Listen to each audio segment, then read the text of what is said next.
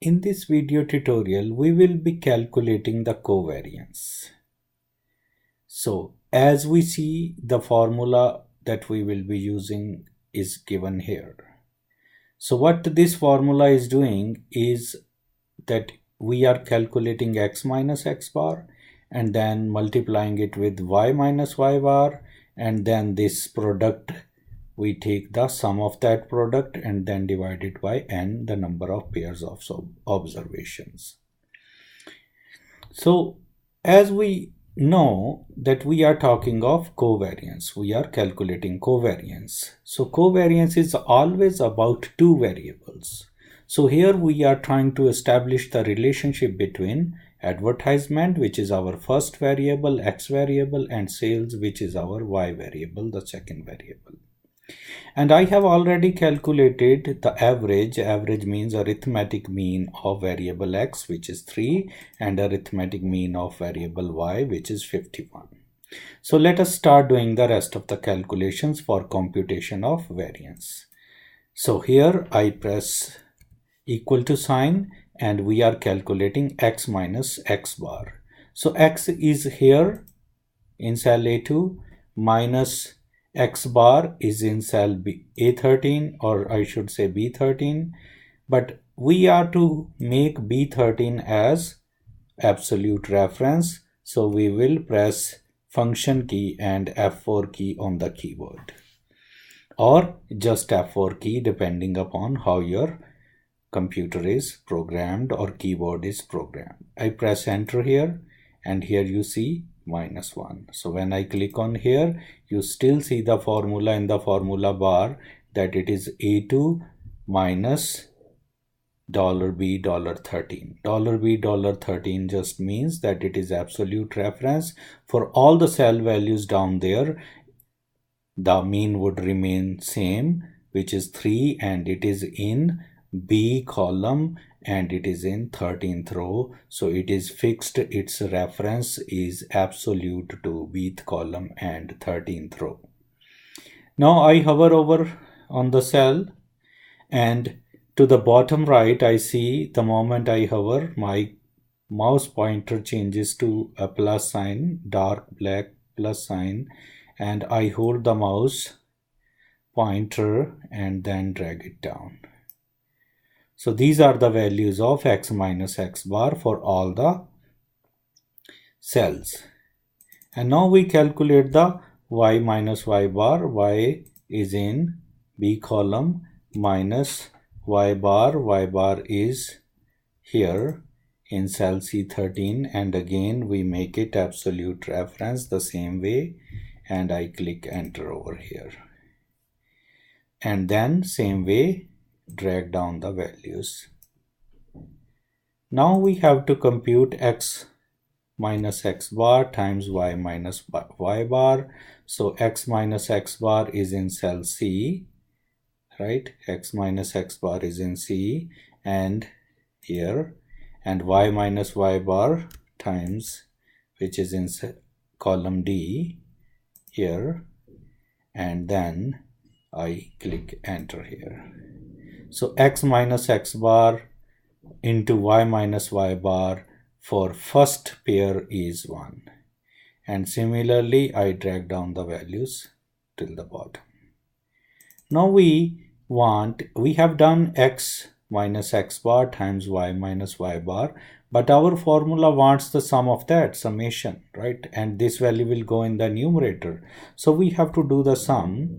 So I click equal to, I press equal to sign on the keyboard and then go to the formulas bar, and recently used function has the sum, and I select the values of cell E, all the values E2 to E11, and we want to do the sum of that. And here we go, we get the sum, which is 99, right? So now what is the covariance? Covariance that we will compute is according to this formula. So sum, which goes in numerator, this sum that we have computed, sum of the x minus x bar into y minus y bar, it goes here, and then this gets divided according to formula by n, which is how many number of observations are there. In this case we have 10 pairs of observations, right? 10 pairs of observations, and we will divide it by 10 and click enter here, and the value is 9.9.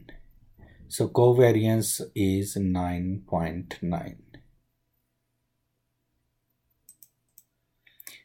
Now we remember from our discussion that when we compute the covariance of a population, then the denominator is n, right? And when we compute the covariance of a sample, then the denominator is n minus 1. So here we have divided it by n, which means we are computing the covariance of population. So now covariance of this population is 9.9. So assuming that this is a population data, our covariance is 9.9. Now let us see whether Excel has a function to compute covariance. So I typed equal to sign, go to formulas, more functions, statistical, and insert function. Here I type covariance and click go, and you see there are 3 functions now Excel has.